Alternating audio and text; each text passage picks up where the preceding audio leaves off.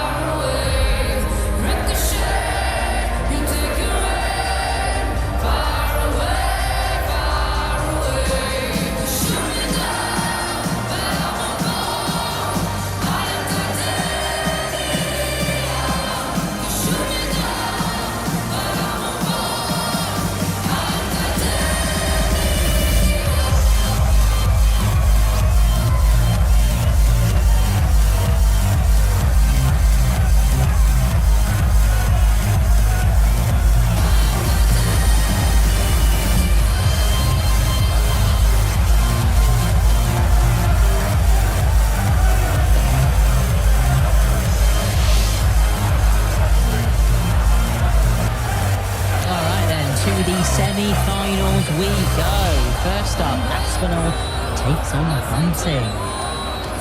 Well, some night for Nathan Aspinall so far. He is now inside the top 4 in those playoff places. That is after a quarter-final win over mighty Michael van Gerwen. A big win as well. That's taken him 1 point clear on our penultimate night of league action. Stephen Bunting, meanwhile, beat Gerwen Price. Price even hit a 9-darter. Been some night, hasn't it, here in Aberdeen? So what else does night 15 have in store? They have both won a night. Aspinall looking to make it to a 4th final this season. Bunting, meanwhile, hoping to make it to a 3rd. To guide you through this first semi-final, then I'll hand you over to Laura Turner and Rod Studd. Thank you, Emma. Well, into the semi-finals we go then, off the back of that final quarter-final. A frankly ridiculous match between Luke Littler and Luke Humphries. Watch it again if you get the chance. And if this game is half as good as that, then that game will be twice as good as this one. Well, I tell you what, Laura, I thought for a moment someone had fired up the TARDIS and catapulted us back into a nightclub in the early 2000s with those two walk-ons with Mr. Brightside and Titanium. What do you reckon about this first semi? Yeah, interesting. It was interesting actually to hear Emma say that when Nathan Aspinall came off that first match, off the back of beating MVG, he actually felt there was more emphasis on this game than the other. Just tells you how he's feeling right at the moment, because yes, he's stretched his lead, he's gone into 4th place, it's only 1 point above Michael van Gerwen. Chances are they will play each other next week as well. He wants to try and put as much distance between him and the Green Machine as possible. Well, did I catch him saying there that it would count for nothing, that win over Van Gerwen, if he didn't win more games tonight? Now, that isn't true. I'm not sure if he's trying to trick himself into a psychological state to be more determined and not ease off the throttle, probably. But even if he gets beat here, he'll go into the final round of league matches ahead of Van Gerwen, won't he? That's the key. But what it will mean is it will be a proper head-to-head knockout style match if he's only that 1 point ahead. If he can just get that extra point, because he's got the nightly win, unless MVG goes on to win it, then there is a bit more of an opportunity for Nathan Aspinall. That is the only way, I can think he's kind of thinking along those lines.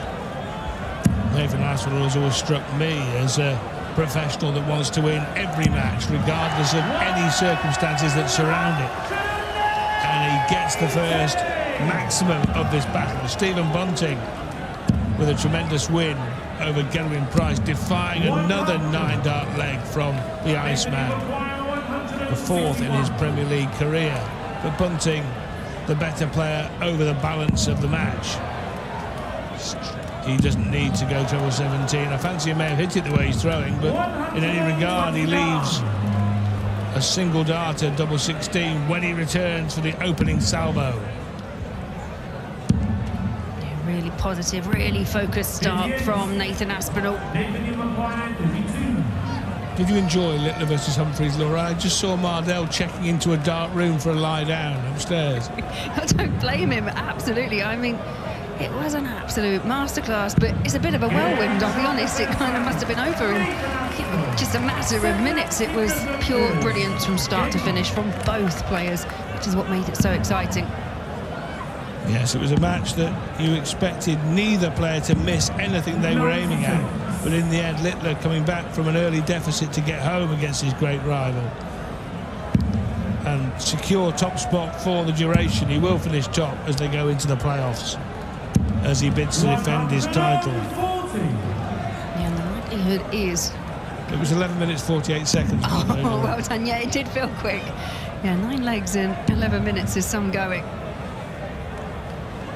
And with regards to Luke Littler, points tally now is at 40, which is the record that is shared between Luke Littler and Johnny Clayton as the most points ever achieved in these stages of the Premier League. I've got news for you, Johnny. I don't think your shared part in the record is going to last very long, old friend, because Littler is going to play tonight again against Dovey, and then he's got next week as well. And because of the way it works, obviously, as we know, Laura, he will play the bottom place player Littler next week, won't he? And that is likely to be Stephen Bunting as we stand at this moment in time.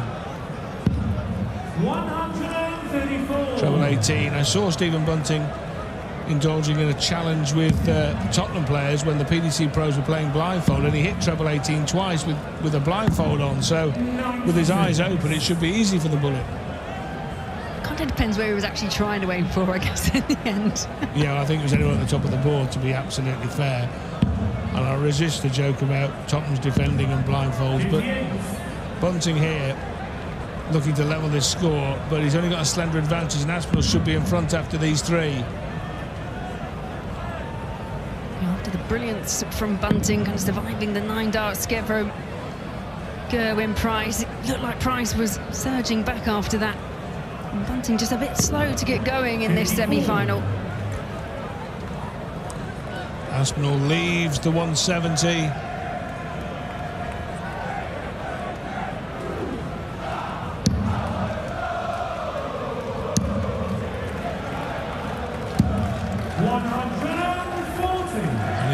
to get it if he wants to go 2-up.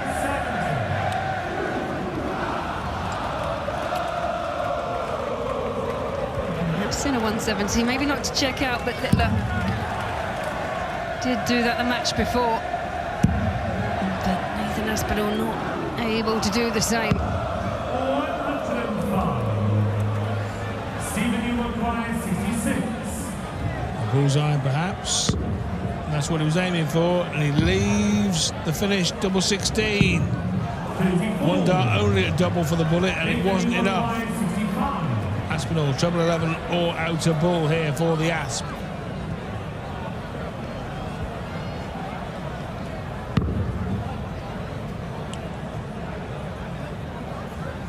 Tops it is. In the end, only one dart at double for the Asp. And that is enough. It's 2-0.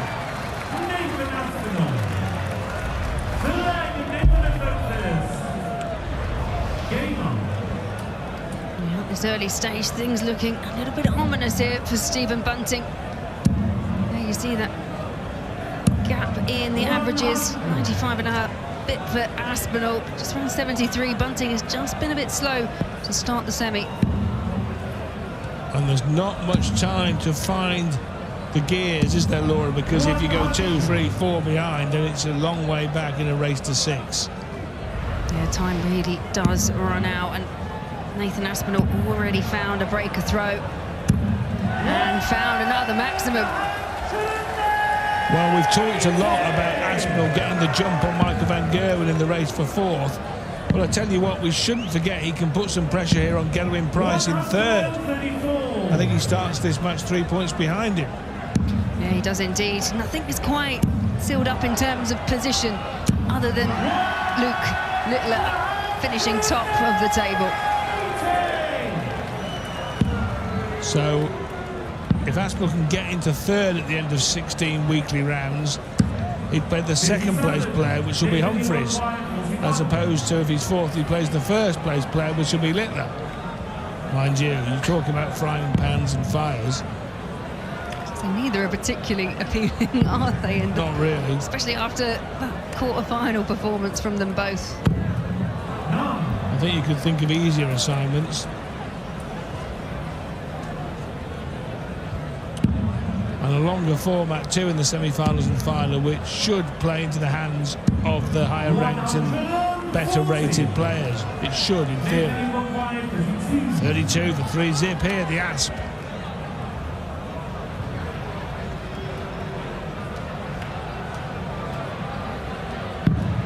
Double 8, the shift slightly. And now the big switch to double 4 as Stephen Bunting waits to have a look at 70. The Asp bares his fangs and goes 3-up, halfway to the winning post. Yeah, Nathan Aspinall halfway there to another final. Stephen Bunting's only been allowed the one chance at a double so far in this match. Bunting did beat Aspinall in Berlin en route to not just the final but the title there in Germany. Aspinall having beaten Bunting in Brighton. 140.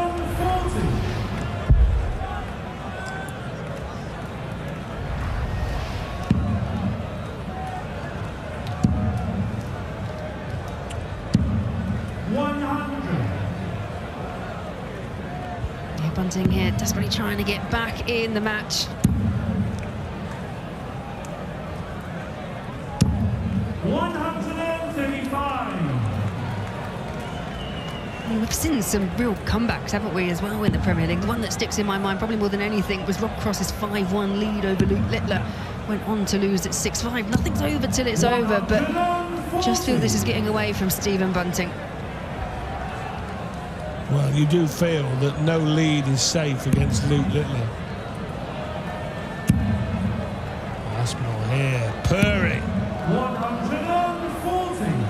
Stephen, you got point. Yeah, that 140 leaves 86 if Aspinall gets the opportunity to return. You feel this has to go for Bunting. Double 14 for a 1-2-1. 93.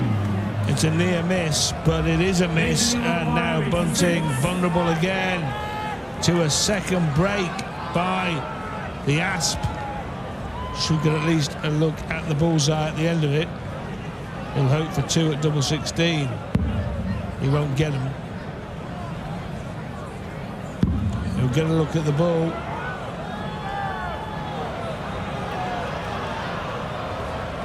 Oh my! Nathan Aspinall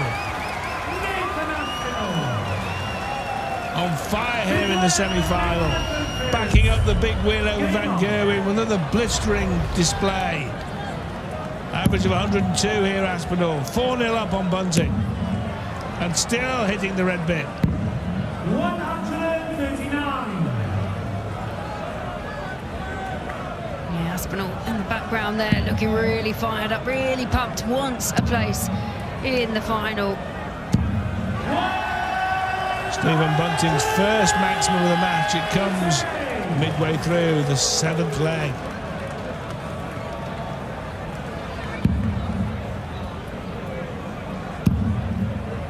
He doesn't have to break here, but you feel he has to break here. Does that make any kind of sense? Just about. I know what you mean, Rod. I'm glad somebody does, but he could afford to go 5-0 down, but you feel it would virtually be curtains the way Aspinall is playing. And if he did go 5-0 down, it would be Aspinall coming back. Well, Bunting would have the darts at some point, but it just feels difficult. To the point of impossibility.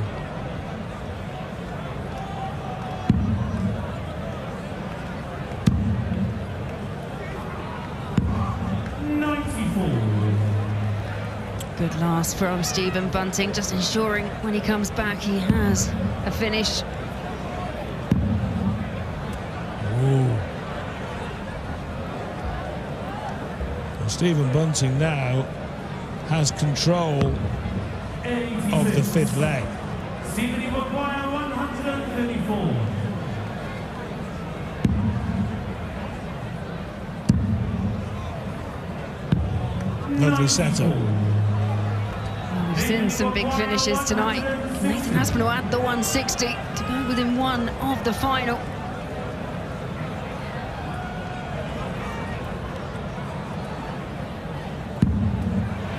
Well, could he? No, he couldn't.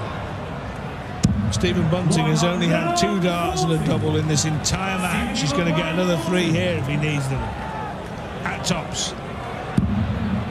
Double 10. Oh, well, he hasn't had a look at a double more than twice in the match. And suddenly when he did see it, he couldn't hit it.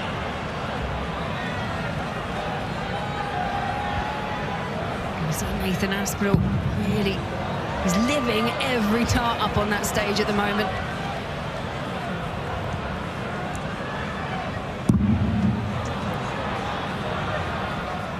Double 5, 5-0.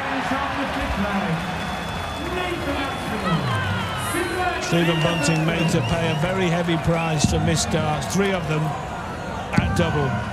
And now, at the point of no return, has to win all 6 on the spin. And Nathan Aspinall, this gritty professional.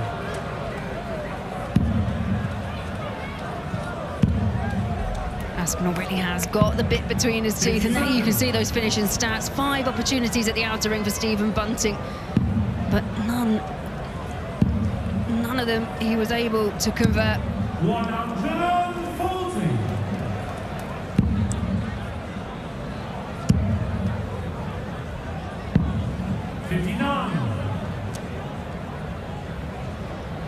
Although there was that tentative start from Stephen Bunting, actually in terms of the averages, he's now out-averaging Nathan Aspinall, but it's that finishing for me. Nathan's timing has been spot on, denying that Stephen Bunting to have that many chances at a double. But he will get some now. 12, double 6 to stave off the whitewash. He will be back.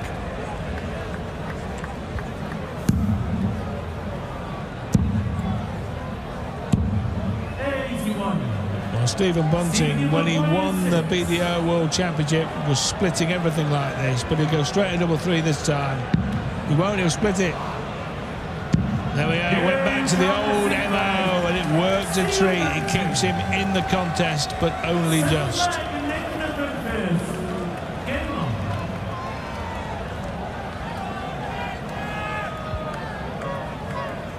And this is the point. If you're Stephen Bunting, just take every leg, one leg at a time. Aspinall looking to finish it off here.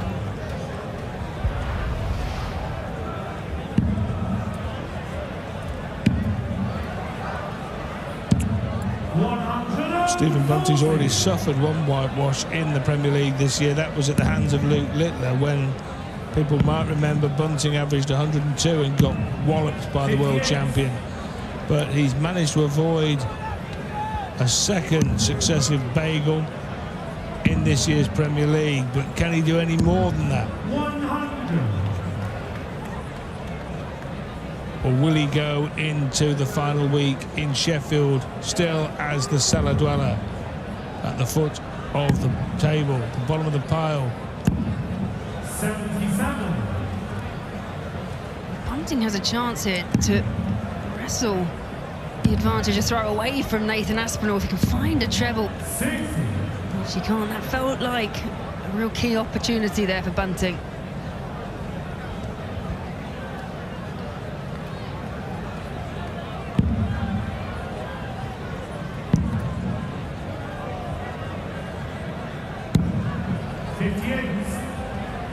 Well, I'm not a mind reader, but it wouldn't be impossible for Aspinall to have mentally put the cue back in the rack here with that big 5-0 lead, now 5-1 of course. Still got to seal the deal.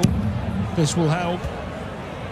That will help to some tune to leave a match-winning double unless Bunting takes out the 62, which he can on double four. Ooh. Double four. Oh, he's unlucky there. The first dart acted as a goalkeeper. And this to reach the final in Aberdeen. Nathan Aspinall wants double 14.